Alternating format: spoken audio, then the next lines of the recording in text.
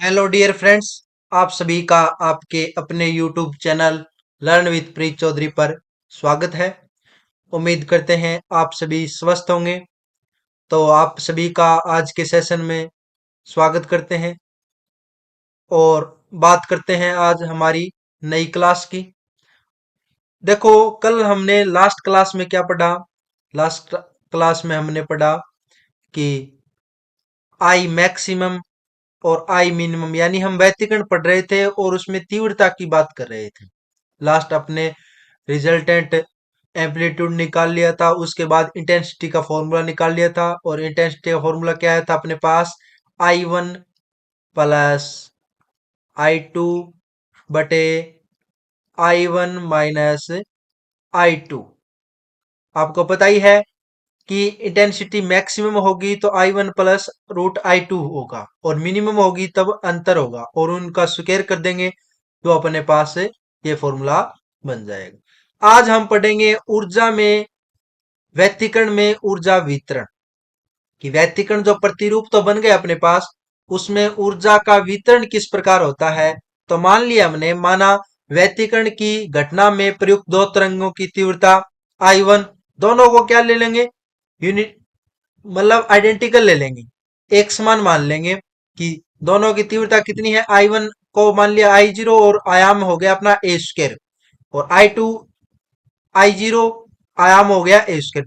तो व्यतिकरण से पूर्व कुल तीव्रता कितनी हो गई? I initial. तो I इनिशियल हो गई I1 प्लस I2, और वैल्यू कितनी आ जाएगी? 2I0। और आयाम फॉर्म, एम्पलीट्यूड की फॉर्म में लिखेंगे तो आप क्या लिख दोगे? I initial equal to 2A0, sorry 2A square, यानी 2I0 हो गई, क्योंकि I1 का मान भी क्या है? I0 है, और I2 का मान भी क्या है? दोनों बराबर मान, इक्वल I0 मान रखा है हमने, आइडेंटिकल वैल्यू ले रखी है। देन आपके पास आई इनिशियल की वैल्यू क्या हो जाएगी? 2A स्क्वायर हो जाएगी, क्योंकि आयाम फॉर्म में लिखोगे तो इंटेंसिटी होती है एम्पलीट्यूड के स्क्वायर के इक्वल होती है, तो ये 2A स्क्वायर हो जाएगी। इक्वेशन एक हो गई। अब देखो, अगर बात करते हैं व्यतिकरण के पश्चात घटना, तो व्यतिकरण की घटना होने के पश्चात आपके संपोषी व्यतिकरण होगा, तो इंटेंसिटी क्या हो जाएगी? I1 मान लिया मैंने कि संपोषी व्यतिकरण हो रहा है, तो I1 ले लिया। रूट ऑफ I0, अभी मैंने फॉर्मूला बताया था आपको कि I मैक्सिमम होती है जब आपकी क्या है? संपोषी व्यतिकरण होता है। तो I root I1 plus root I2 इसका स्क्वायर होता है। तो यहां पे क्या है? आइडेंटिकल वैल्यू अपने इंटेंसिटी की, तो I0 plus root I0 value इसका स्क्वायर।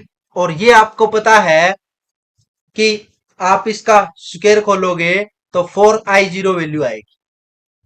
4I0 वैल्यू कैसे आएगी? क्योंकि दोनों क्या है? सेम है, तो ये जुड़ जाएंगे, 2 रूट I0 हो जाएंगी, और फिर 2 का 4 हो जाएगा। I0 का करोगे तो रूट हट जाएगा, 4I0 वैल्यू हो जाएगी। अब विनाशी व्यतिकरण की घटना हो तो उसमें क्या होती है? तीव्रता I2 मान लिया, और विनाशी व्यतिकरण में आपको पता है माइनस साइन आता है, तो I2 equal to root of I1 minus root of I1 equal to 0। और इसकी वैल्यू कितनी हो जाएगी? 0, क्योंकि सेम है तो घट गई, इसको 0 ले लो, चाहिए 0 और 0 तो सेम है, घट जाएगी, वैल्यू 0 आ जाएगी। तो व्यतिकरण के पश्चात औसत ऊर्जा, व्यतिकरण अपना इंटरफेरेंस हुआ है, उसके बाद अपनी औसत एवरेज एनर्जी, वो औसत ऊर्जा नहीं, औसत आपकी तीव्रता लिखो इसको, इंटेंसिटी। ठीक है, औसत तीव्रता इंटेंसिटी लिखेंगे तो आई फाइनल क्या हो जाएगी? I1 प्लस I2 एवरेज, यानी दो विनाशी और संपोषी है तो एवरेज दो का भाग दे देंगे। 4I0/2 equal to 2I0। तो आई फाइनल का मान आ गया अपने पास 2A स्क्वायर, क्योंकि I0 इक्वल टू वैल्यू हमने क्या ली थी? A square. तो अपने पास मान आ गया IF equal to 2A square. यानी समीकरण 1 व 2 से स्पष्ट है कि आई इनिशियल और आई फाइनल का मान बराबर रहता है। इस प्रकार व्यतिकरण में ऊर्जा, देखो तीव्रता है वो ऊर्जा ही है का रूप है, तो आप क्या कहोगे? इस प्रकार व्यतिकरण में ऊर्जा का ह्रास नहीं होता है, अपितु ऊर्जा न्यूनतम तीव्रता के बिंदुओं से अधिकतम तीव्रता के बिंदुओं पर स्थानांतरित हो जाती है। यानी ऊर्जा का क्या है, ह्रास नहीं होता है। ऊर्जा अपने न्यूनतम तीव्रता के बिंदुओं से है वो अधिकतम तीव्रता के बिंदुओं पर स्थानांतरित हो जाती है। अर्थात ऊर्जा संरक्षित रहती है परंतु ऊर्जा पुनर्वितरित हो जाती है। आप पढ़ते ही हो कि ऊर्जा का क्या है, न तो नष्ट किया जा सकता और न ही उत्पन्न किया जा सकता। एक रूप से दूसरे रूप में क्या है, ट्रांसफर कर सकते हो आप। देन अपने पास क्या है, अपने पास व्यतिकरण प्रतिरूप क्या बन जाएगा, देखो जब आपका क्या है, फेज डिफरेंस जीरो है, फेज डिफरेंस जीरो है, तब आपका आई क्या है, आई का मान मैक्सिमम है और मैक्सिमम का मान कितना है, 4I0 है, क्योंकि टोटल का टोटल क्या है, संपोषी व्यतिकरण है। ठीक है, संपोषी व्यतिकरण है तो टोटल एनर्जी कितनी होगी आपकी, इंटेंसिटी 4I0। जैसे ही आपका व्यतिकरण, ये अपना फेज डिफरेंस पाई आएगा, तो अपने पास इंटेंसिटी क्या हो जाएगी, न्यूनतम हो जाएगी।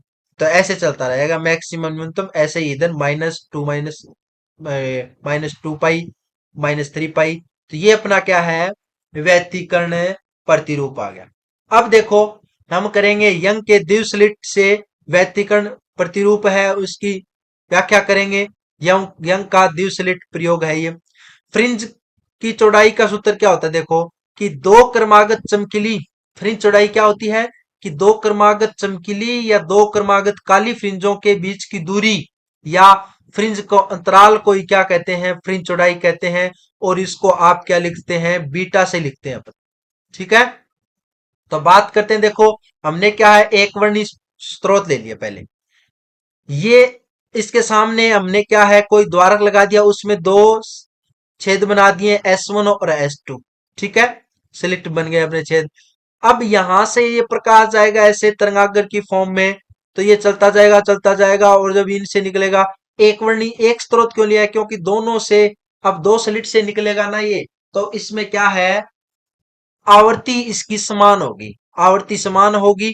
तो इस कारण क्या है, हमने क्या है, एक सोर्स से इसका क्या है, ओरिजिन बिंदु एक लिया है, इसी से अपना क्या है, प्रकाश आ रहा है। तो एस से देखो, S1 है, S1 से लाइट गई, पी पर अपने को क्या है, फ्रिंज बतानी है कि चमकीली बन रही है या काली बन रही है, अपने को फ्रिंज चौड़ाई भी निकालनी है, व्यतिकरण प्रतिरूप भी निकालना है।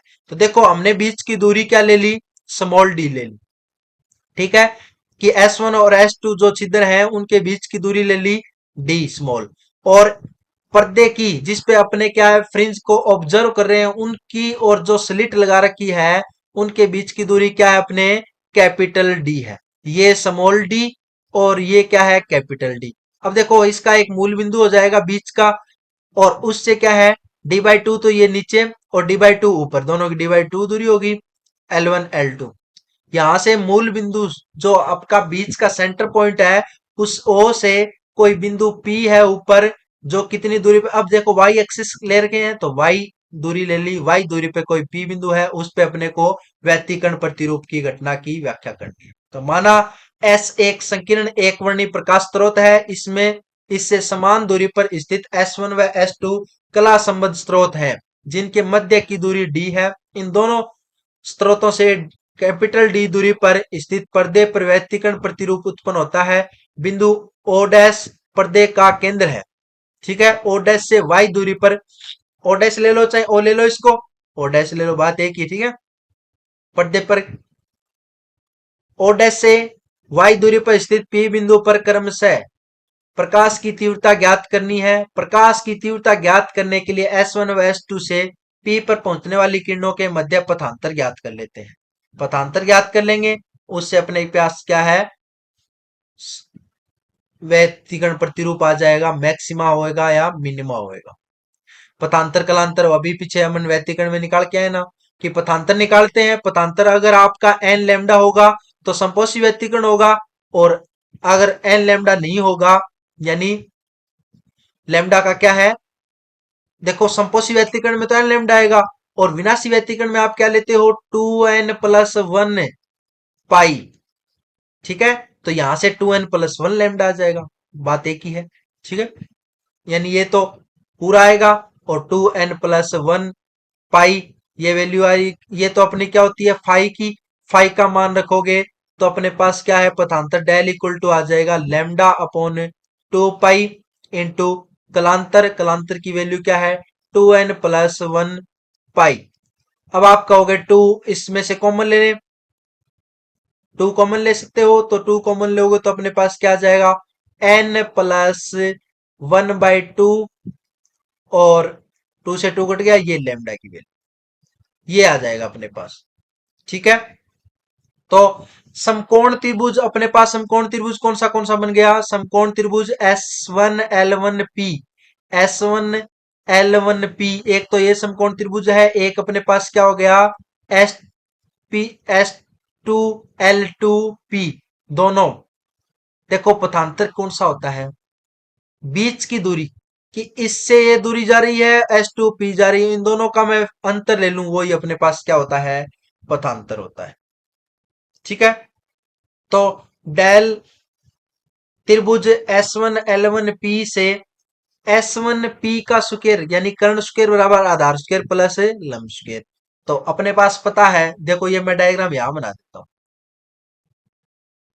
S1L1P, और ये अपने को पता है कि O बिंदु है, यहां से अपने Y दूरी ले रखी है, और ये दूरी D/2 है O डैश की, और ये अपने पास कैपिटल डी है।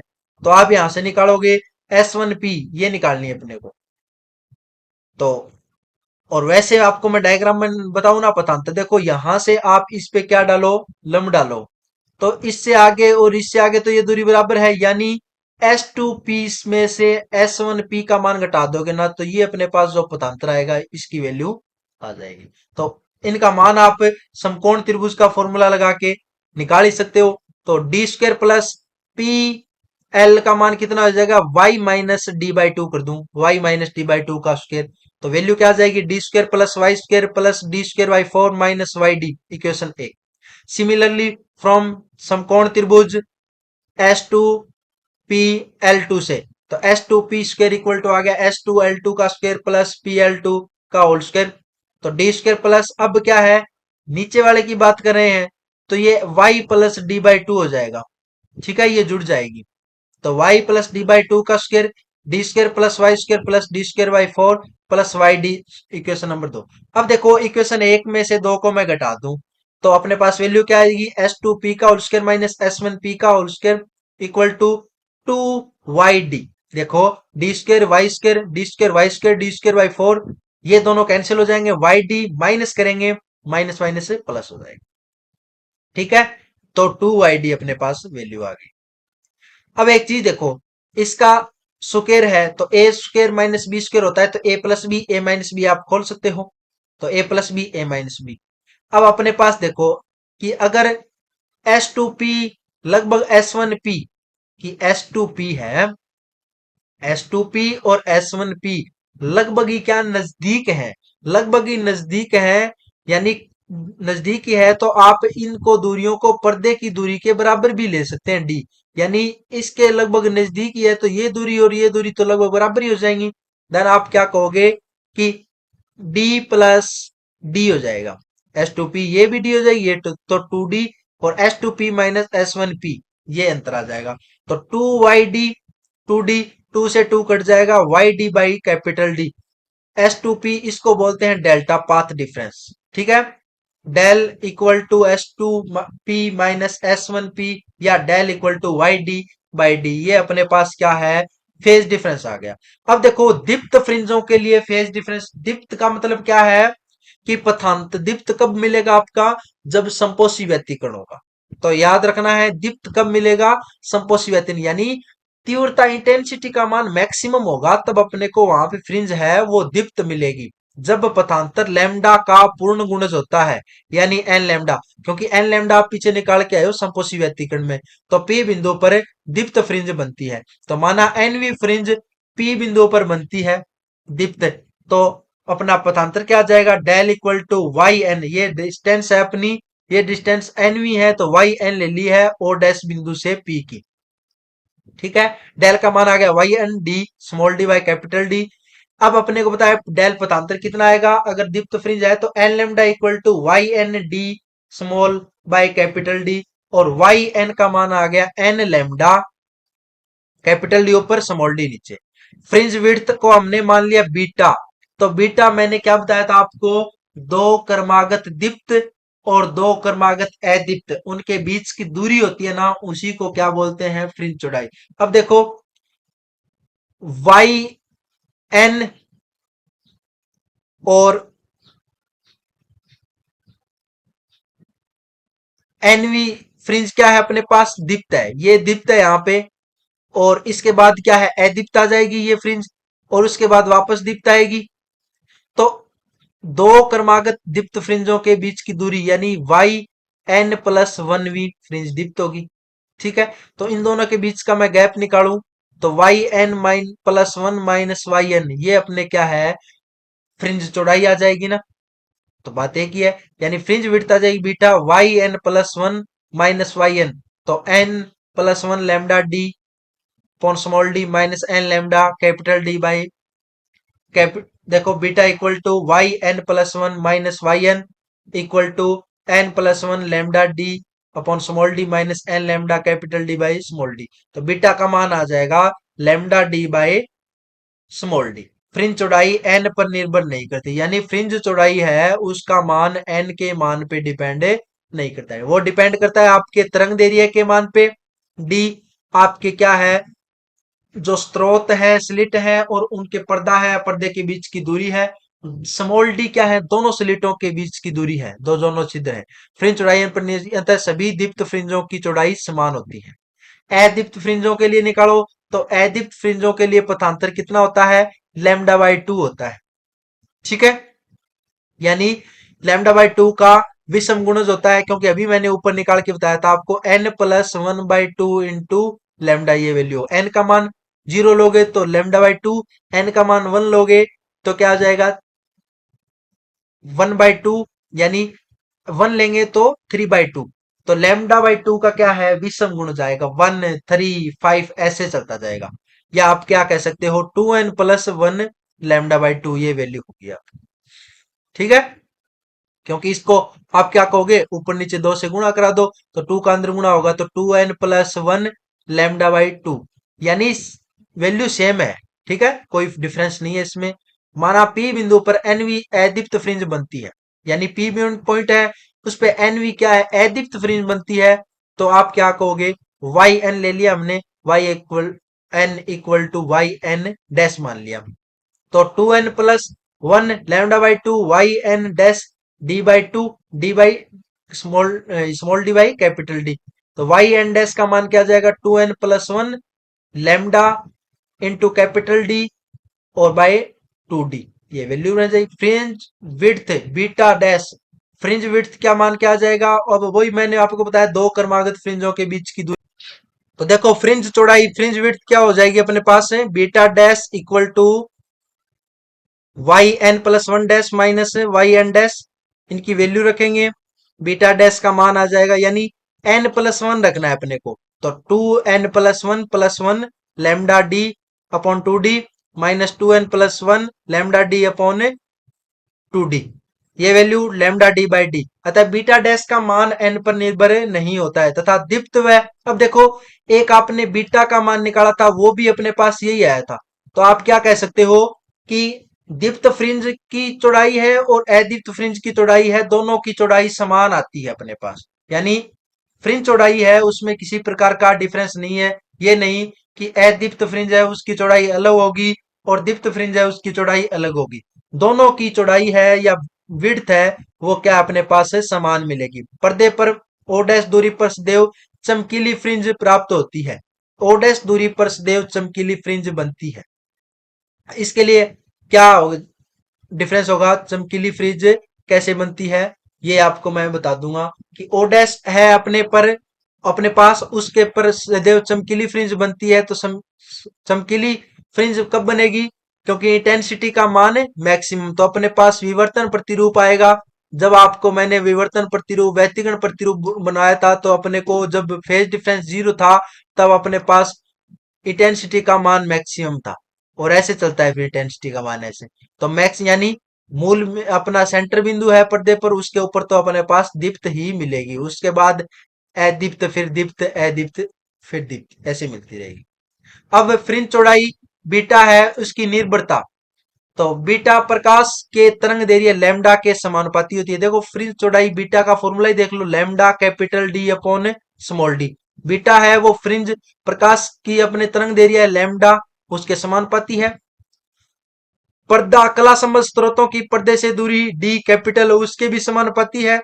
कला संबद्ध स्रोतों के मध्य की दूरी स्मॉल डी उसके क्या होती है, व्युत्क्रमानुपाती। यानी बीटा का मान समानुपाती होता है लैम्डा के, बीटा का मान समानुपाती होता है कैपिटल डी के, बीटा का मान इनवर्सली प्रोपोर्शनल होता है डी के। ठीक है। व्यतिकर्ण फ्रिंजों की आकृति। अब आकृति की बात करते हैं। तो पर्दे पर स्थित किसी बिंदु पर स्थित बिंदु P पर अधिकतम तीव्रता के लिए पथांतर क्या मान क्या आता है, del equal to S2P minus S1P equal to n lambda न्यूनतम। और तीव्रता के लिए देखो ये तो मैक्सिमम तीव्रता के लिए है, दीप्त के लिए न्यूनतम तीव्रता के लिए पथांतर का मान कितना आता है, 2n+1 लेमडा बाई टू। तो देखो ये अपना वही पीछे वाला सेटअप है कि S1 S2 और ये बिंदु मान लिया हमने 0 d/2, क्योंकि इस पे देखो y एक्सिस पे ले रखा है ये। तो y एक्सिस पे यहां से बात करते हैं तो 0 d/2 यानी y पे ये d/2 ही है, क्योंकि आपकी टोटल दूरी ये थोड़ा सा ऊंचा नीचा ले रखा है इसने, तब आपको ऐसे लग रहा हो ये बीच में है, इक्वल सेंटर सेंटर पोजीशन है। तो ये ऊपर वाली भी क्या है, d/2 है, और ये भी क्या है अपने पास है, d/2 है। तो d/2 यानी आप क्या लिखोगे कि y एक्सिस पे 0, x का मान 0 और y का मान हो गया d/2। इधर चलेंगे तो x का मान आएगा, तो इधर x y पर पॉइंट है कोई p, उसके ऊपर अपने की वैल्यू। तो पर्दे पर अधिकतम तीव्रता वाले बिंदुओं पर पथांतर डेल का मान कितना होता है, S2P minus S1P equal to n lambda. व न्यूनतम तीव्रता वाले बिंदुओं पर पथांतर del equal to S2P minus S1P 2n+1 lambda by two. यानी लेमडा बाई टू का क्या होता है, विषम गुणज होता है। माना पर्दे पर स्थित किसी बिंदु P के निर्देशांक क्या है, हमने एक्स वाई मान लिए। तो S1 व S2 का मध्य बिंदु मूल बिंदु है, वह S1 व S2 को मिलाने वाली रेखा y अक्ष है। अतः देखो मैंने पहले बता दिया, वही चीज ये दोबारा रिपीट कर रहे हैं। अतः S1 व S2 के निर्देशांक क्या हो जाएंगे, 0 d/2 व 0 - d/2, क्योंकि एक मूल बिंदु से नीचे है ना अपने, देखो ये मूल बिंदु से नीचे है, तो इसको हमें -d/2 यानी ये 0 और -d/2 ये पॉइंट लिख देंगे। अब देखो बात करते हैं चित्र की ज्यामिति से।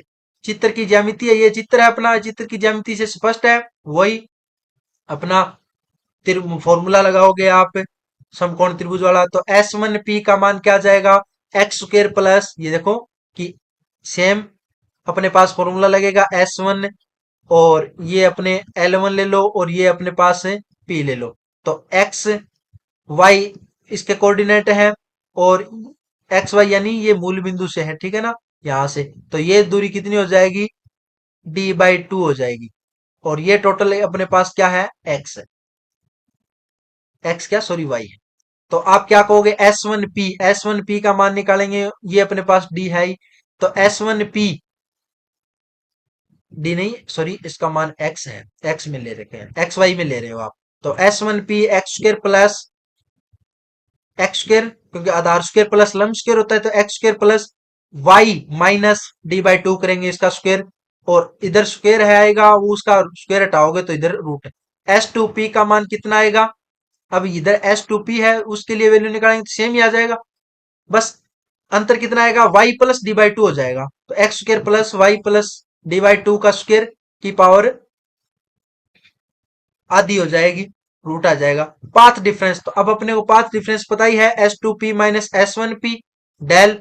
तो इनके वैल्यू रख दो, S2P माइनस S1P इनका मान रखोगे, तो डेल देखो इसका मान मैं इधर ले आऊं प्लस वाले को, कि इसको इधर ले आए, इसको इधर ले आए, तो अपने पास क्या है, डेल का मान इधर ले जाएंगे तो माइनस में हो जाएगा, और ये वैल्यू इधर प्लस में हो जाएगी। तो x2 plus y plus d/2 इसका स्क्वायर की पावर 1/2, ठीक है। ये तो इधर ले गए माइनस में हो गया, डेल इक्वल टू ये अपना माइनस था इधर ले आए प्लस में हो गया। अब देखो अपन क्या है, दोनों तरफ क्या है, सुकेर कर दे, दोनों तरफ सुकेर करेंगे तो दोनों तरफ स्क्वायर किया तो हमने ये रूट हट गया और इसका क्या है, स्क्वायर होगा। तो ए स्क्वायर माइनस बी स्क्वायर पहले तो इसमें लगेगा, फिर इसमें दोबारा लग जाएगा। तो ये अपने स्क्वायर करेंगे तो एक्स स्क्वायर प्लस ये y square plus d square by 4 minus 2 cancel हो जाएगा, वाई डी आ जाएगा, वाई डी। इधर क्या आएगा, x square plus Y square plus d square by 4 plus y d plus del square minus two A b तो minus two del और x square plus y plus d by two square, इसकी power half हो जाएगी। अब देखो यहां से value क्या रहेगी अपने पास, टू वाई डी, इधर वाई डी माइनस का है, इधर प्लस का है, तो इधर क्या रहेगा, टू वाई डी। इसको इधर ले आओ तो टू वाई डी है, ये माइनस का इधर गया तो two y d plus del square equal to, इसको इधर ले आएंगे तो two del x square plus y plus d by two का स्क्वायर, ये वैल्यू। अब देखो दोबारा क्या है, अपन स्क्वायर कर दें बोथ साइड, स्क्वायर करेंगे तो four Y square D square plus del की पावर 4 हो जाएगी plus four Y D del की डेल स्क्वायर, यही टू ए बी होता है equal to four D square, तो x square plus Y square plus ये अपने पास है वैल्यू, क्योंकि इसकी पावर क्या है ये लिखी नहीं, 1/2 है। ये 1/2 हटाने के लिए अपने को क्या है, दोबारा इसका क्या करना पड़ा है, स्क्वायर किया है हमने। अब देखो अपने पास वैल्यू क्या आ गई, इसको सोल्व करेंगे अपने, लास्ट में अपने पास वैल्यू क्या आ जाएगी, four Y square D square minus del square minus four del square x square equal to del square D square minus del square. Del square क्या है अपना, पाथ डिफरेंस है। अब देखो y square upon del square upon four minus x square upon del d square minus del square by four equal to one divide by del square bracket d square minus del square, यह है समीकरण। अब देखो ये समीकरण आ गई अपने पास, अगर इसके बीच में प्लस आता होता है तो वो अपने पास दीर्घवृत्त का समीकरण होता है, अगर माइनस आया है तो अति परवलय का समीकरण है। यह समीकरण अति परवलय आकृति को व्यक्त करती है, अतः फ्रिंज क्या है अपने पास अति परवलयाकार बनती है। यदि बिंदु P के निर्देशांक x, y के मान पथांतर डेल की तुलना में बहुत अधिक हो, यानी बिंदु P के निर्देशांक है एक्स वाई के मान डेल पथांतर की तुलना में बहुत अधिक हो, तो फ्रिंज सरल रेखीय प्राप्त होती हैं, अति परवलयाकार प्राप्त नहीं होती है। अब नेक्स्ट बात करते हैं कला असंबद्ध स्रोत और कला संबद्ध स्रोत।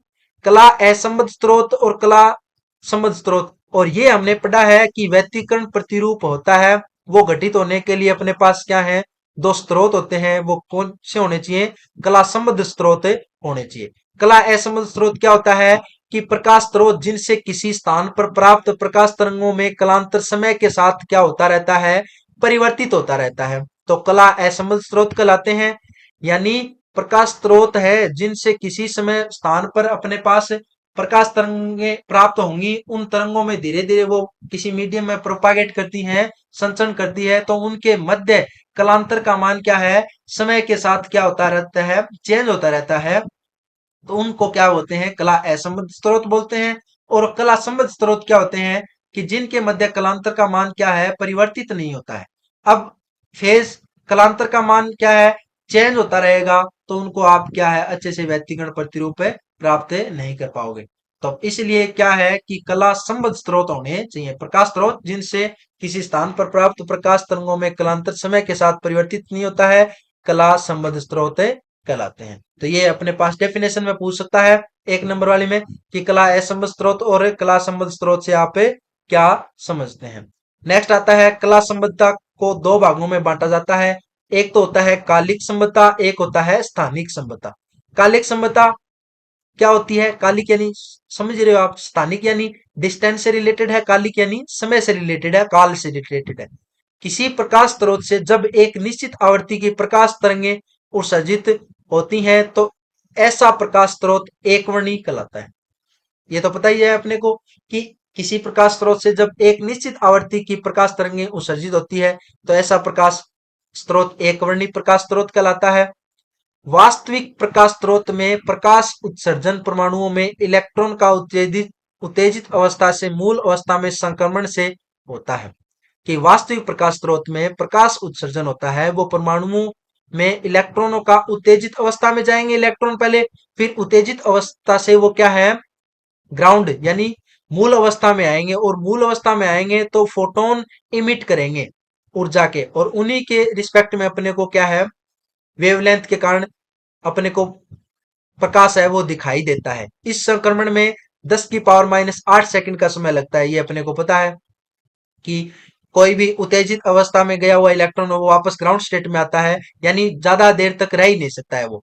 10⁻⁸ सेकंड में ही वो क्या है वापस आ जाएगा, अर्थात प्रत्येक परमाणु लगभग इतने समय तक प्रकाश तरंग संचरित करता है। विभिन्न परमाणुओं से प्राप्त प्रकाश तरंगों में कोई कला संबंध नहीं होता, क्योंकि परमाणुओं से उत्सर्जन की क्रिया यादृच्छिक होती है। अतः वास्तविक प्रकाश स्रोत से उत्सर्जित प्रकाश तरंगें निम्न रूप में होती हैं। यानी ये बात क्या कर रहा है कि कोई भी इलेक्ट्रॉन है, अब एक इलेक्ट्रॉन इमिट हुआ वापस अपने एक्साइटेड स्टेट से ग्राउंड स्टेट में आया तो 10⁻⁸ सेकंड लगा। दूसरा इलेक्ट्रॉन गया फिर वापस उसको 10⁻⁸ सेकंड लगा। तो मतलब क्या है कि समय के साथ ये क्या है निश्चित नहीं रहेंगे, क्योंकि ये इलेक्ट्रॉनों का उत्सर्जन होना और अपना ग्राउंड स्टेट में आना ये क्या होता है यादृच्छिक होता रहता है, रैंडमली होता रहता है। रैंडमली होता रहेगा तो उनके मध्य क्या है कला अपने पास टाइम है ना वो क्या है एक्चुअल सेम नहीं बना रहेगा। तो इस प्रकार की जो संबद्धता आएगी उसको क्या बोलेंगे कला असंबद्धता बोलेंगे।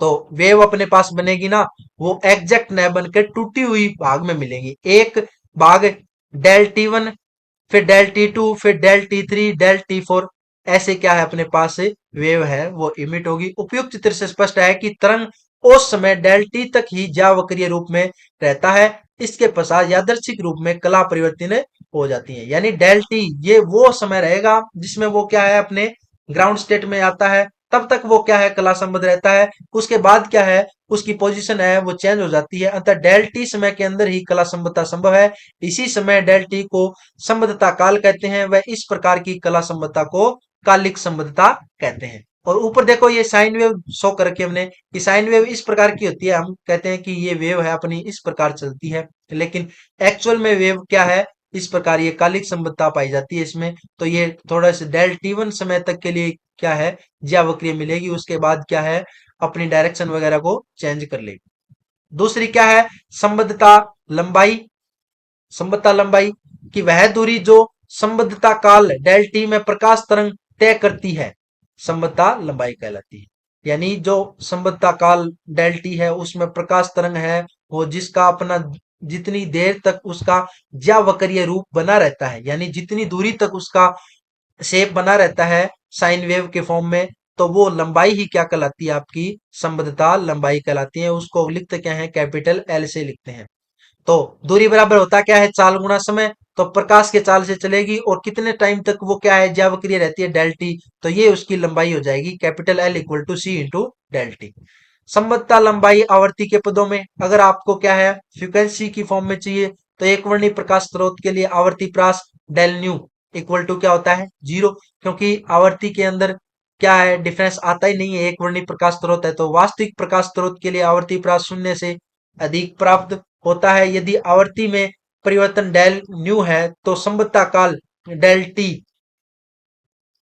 टी इक्वल टू हो जाएगा 1 डेल न्यू। वैसे भी आप जानते हो कि टाइम आपका होता है आवर्तकाल होता है वो आवर्ती का क्या होता है व्युत्क्रम होता है। तो डेल टी इक्वल टू आप लिखोगे 1/डेल न्यू एक वर्णीय प्रकाश अब, और यहां से अतः संबद्धता लंबाई क्या हो जाएगी एल इक्वल टू अभी लिखा था आपने डेल टी इंटू सी, तो डेल टी की जगह आप वैल्यू क्या लिख दोगे सी अपॉन डेल न्यू, ये अपने पास मान हो जाएगा।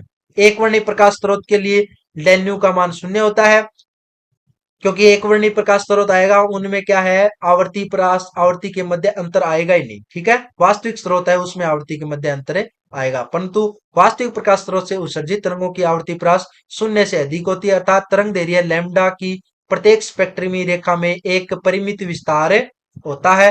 ये अपना क्या है ग्राफ भी बना रखा है मैंने कि ये आपका इंटेंसिटी है और ये न्यू है, तो डेल न्यू तक डेल न्यू है एक ऐसी प्रास आएगी उनमें बीच में क्या है उनकी फ्रीक्वेंसी आवर्ती है सेम रहेगी। प्रकाश स्रोत की स्पेक्ट्रमी रेखाएं, यानी पहले क्या है अपने पास इंटेंसिटी का मान बढ़ता है फिर उसके बाद वापस से घटता है। यही तो चलता है अपने पास, व्यतिकरण प्रतिरूप होता है तो। और ये दो जिन पे क्या है उनकी आवर्ती तीव्रता का मान क्या है, सेम रहता है, वो उनके क्या है डेल न्यू, उनके बीच की जो प्रास होता है वो आवर्ती प्रास कहलाता है, या उनको न्यू वन और न्यू टू भी बोल सकते हैं, और nu two minus nu one है उसको डेल न्यू बोलते हैं। प्रकाश स्रोत की स्पेक्ट्रमी रेखाओं की शुद्धता को थीटा से व्यक्त करते हैं। वह थीटा इक्वल शुद्धता को क्यू है ये, ठीक है ना, क्यू से व्यक्त करते हैं, और q equal to lambda upon del lambda. एक वर्णी प्रकाश स्रोत के लिए del nu equal to 0। So coherence length L equal to क्या हो जाएगी, देखो डेल न्यू का भाग दोगे c by nu, del nu, और डेल न्यू अब अपने पास 0 है तो कोसी भी राशि में 0 का भाग देते हैं तो अपने पास वैल्यू इनफाइनाइट। यानी एक वर्णी प्रकाश स्रोत के लिए संबद्धता लंबाई का मान है वो अनंत आएगा, ठीक है। कल हम पढ़ेंगे इसमें संबद्धता लंबाई तरंग दैर्ध्य के पदों में, क्योंकि आज फिर ये क्लास अपनी लंबी हो जाएगी, आप भी बोर हो जाओगे फिजिक्स पढ़ते पढ़ते, तो ये हम पढ़ेंगे कल। तब तक के लिए आपको अगर हमारी वीडियो है वो क्लासेज पसंद आ रही हैं तो आप क्या है हमारे चैनल को सब्सक्राइब कर लें और शेयर करें, और हमारे वीडियो पे कमेंट करके बताएं कि आपको हमारी क्लासेस कैसी लग रही हैं। और जो ये मैं करवा रहा हूँ ये पीडीएफ है हमारी, ये आपको क्या है हमारे टेलीग्राम चैनल पे अवेलेबल हो जाएगी। हमारा टेलीग्राम चैनल है लर्न विथ प्रीत चौधरी। जिस किसी को भी हमारे ये पीडीएफ चाहिए वो हमारे टेलीग्राम चैनल को ज्वाइन कर लेना, जिसका लिंक है हमारे वीडियो के डिस्क्रिप्शन में आपको दिया गया है। तो ये वीडियो भी मैंने आपको पहले भी बता रखा है कि ये क्लास ओनली क्या है सेमेस्टर के, सेमेस्टर बीएससी सेमेस्टर के लिए नहीं है, क्योंकि आगे सेमेस्टर सेकंड में एग्जाम होने वाला है सेमेस्टर सेमेस्टर सेकंड का, तो उसके लिए नहीं है। बल्कि आपके बीएससी बीएड सेकंड ईयर वाले भी बच्चे हैं ना, उनका भी एग्जाम अब होगा, और उनके भी क्या है ऑप्टिक्स यानी प्रकाशिकी का एक पेपर है, तो उसके लिए भी क्या है ये यूजफुल है। तो वो भी क्या है इस क्लास को देख लेना, ताकि उनको भी क्या है एग्जाम के दौरान इसकी सहायता मिले। तो तब तक के लिए धन्यवाद, जय हिंद जय भारत, मिलते हैं नेक्स्ट क्लास में।